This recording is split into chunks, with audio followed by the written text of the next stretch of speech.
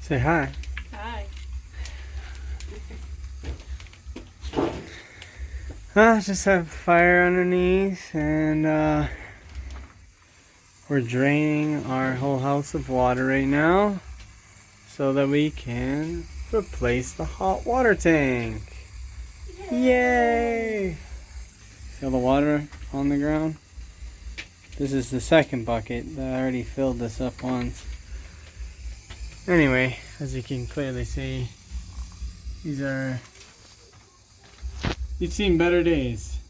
Leaking all over the place. It's leaking out of here because this part of the T is probably cracked. This has been leaking. This has been leaking.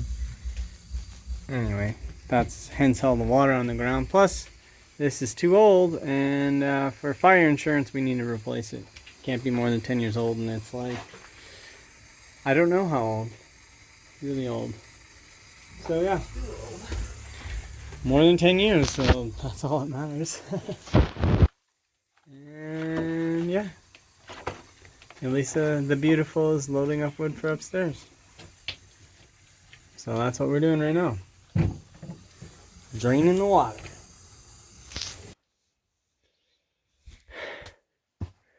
Okie dokes. Gotta replace this guy because someone jammed it in there with one of these. Jammed it in there. And this will not re-engage. It's supposed to kick in when it gets to 30 psi and pump up to 50. And then shut off. It doesn't engage at 30 psi. And then it will pump sometimes up to, you can see that gauge. Well, I came in here yesterday. There's a little needle at the beginning for 0. It was on this side of the needle. Or the needle was sitting on that side of that rest. We've gone all the way around and maxed out. Yeah, so. Yay, electrical! Oh, I wonder if that's a pressure relief.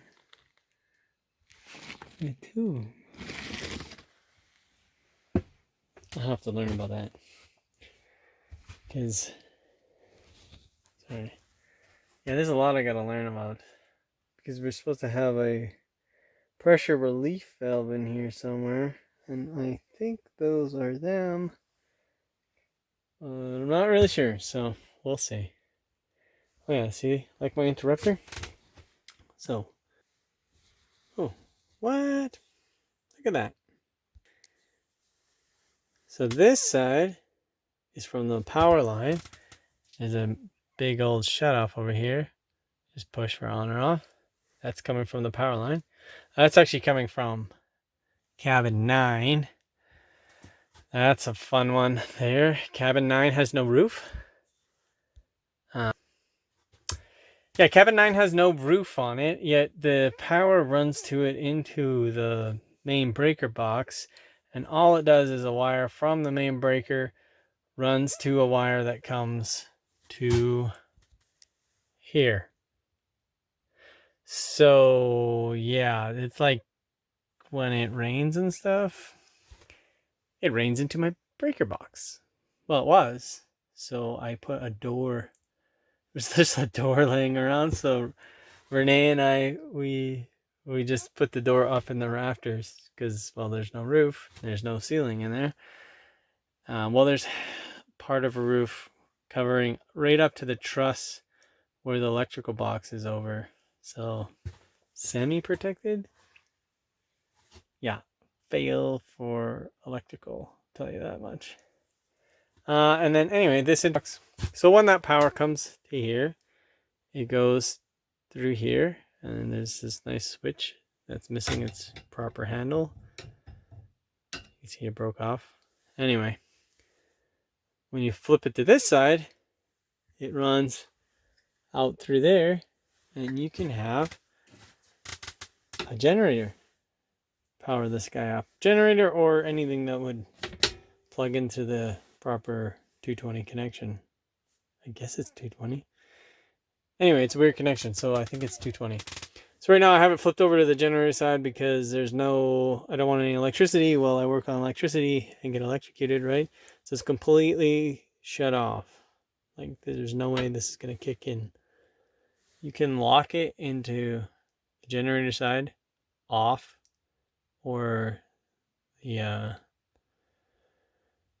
power line side. But anyway, that's where it normally rests, is on this side. But that's how you know it's nice and safe, which is the way we like it, right? A little bit safe. I mean, talk about a little bit safe. Here, look here. So this is where my well is. And there's plastic on here. Because this thing has gone to such high pressure, the water, I don't know if you can, yeah, you can see that water pouring out of the side of the wellhead. Well, not, yeah. Come on, focus. Focus. Focus. Yeah, you can see the water pouring out of there. That's because this has gone up to 100 and something PSI, and it's not supposed to. So anyway, when it gets to high PSI, I put this plastic on here because I hadn't replaced this yet, which I'm about to do. This guy. Anyway, that will squirt out water so hard it miss over the edge. I don't know if you can see how wet this is. And was getting this all wet. So that's electrical and water and electricity. Make for some fun times. That is probably part of the reason why that thing's failing. But anyway, it won't get that high anymore because we're going to put on a brand new switch. I don't know if you can see the bugs. Yeah. Oh, it's backwards, of course. Yeah. Anyways, it kicks in at 30 pounds and shuts off at 50 pounds. And that's what it'll do now. So anyway, gotta do the electrical. And then I can show you the update on the hot water tank. This place. To do one thing here, you have to do 10 to 20 things first. So that's been fun. Yep. Oh, let's change the hot water tank. Normally, you just change a few hoses on top, change the electrical over, you drain it, you know. The drain in the other one didn't work, it's broken. So, water, it's like a 50-gallon tank. Water weighs 8 pounds a gallon. And, well, actually, I think that, I'm not sure the size of the tank. It said it only in liters. So I don't know how much water, how many kilos of water weighs, like per liter or something. I don't know. I know it's 8 pounds a gallon. So it's either a 50-gallon or I don't know if it was a 60-gallon tank. But if it's a 50-gallon tank, times 8 pounds is 400 pounds plus 50 pounds for the tank itself. So I had to try and move the tank. I had to move the tank. I had a dolly. And to move the tank, the tires looked like they were deflated. I mean, I guess I needed to pump it up. Well, that's another thing. I can't find my air pump. Someone came by and they had flat tires. Like an ATV got stuck on the trail just off my property. And one of the other ATVs came by. And I couldn't find my pump to help them out. So I couldn't pump up my own tires in my dolly or hand truck, whatever you want to call it. And so like one of them, it's almost the rim on the ground trying to carry this hot water tank. And then I couldn't quite make the turn. So I was trying to like stand it up a bit so that I could get a little better angle. Well, then it fell forward. So now I have 450 pounds fall forward and it starts coming out the top. I have hot water coming out of the hot side out the top, just pouring into the crawl space. So I grab the hose and I push it on there and I'm holding it and it's not working. So then I'm trying to bail it with a bucket, but it's so low to the ground because obviously it's coming out of the lowest one, which was the hot water. So the scalding hot water is coming out, and I'm using this little bucket, but I'm not really getting a lot of water, and so I made a huge mud pit in my crawl space, and then I finally got it out. When I got it back on the dolly and to the door, but I couldn't get it out. I had to get Elisa to bring a 8-foot 2x4 and jack it up, lever that thing up out of the doorway. And then once we got it out of the doorway, I threw it down on its side and kicked it out. I was so mad at the thing by that point. It's like, so to replace the hot water tank, a couple lines, you shut off the water, to the thing, and then you connect the garden hose, and then you drain it.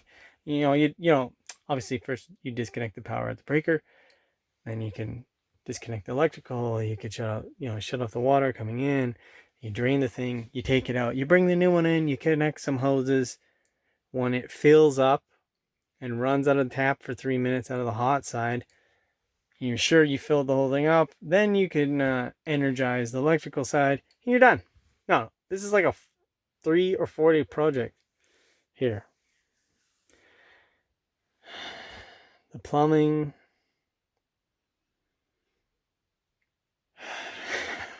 it's like all this old plastic, the kind that they used to glue together. Well, it's so brittle because it's so old, it just breaks all the time. It's wonderful.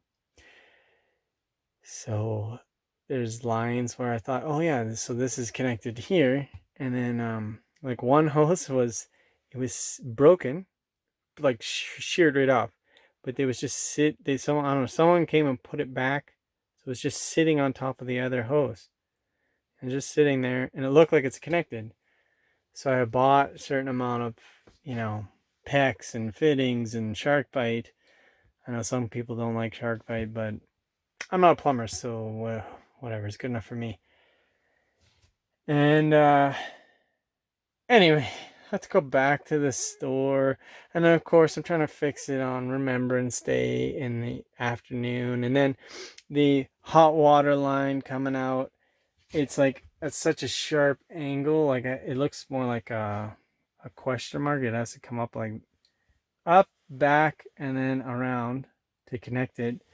And the old plastic fitting was dirty or had a clog inside, and so I'm reading the back where it's of the shark bite label, and it says, yeah, just back it off and then check it. But it had jammed up on something on the inside, so I sheared off the inner piece. There's an inner piece and an outer piece, and the pipe fits in the middle of that. You can't see my hands. Anyway, the inner piece just shears right off. It just breaks right off. So now I can't do any more. And then, so then I'm like, well, at least I have cold water. So I'll just shut off the line that's going into the hot water tank. We'll have cold water, we can flush the toilet. Great.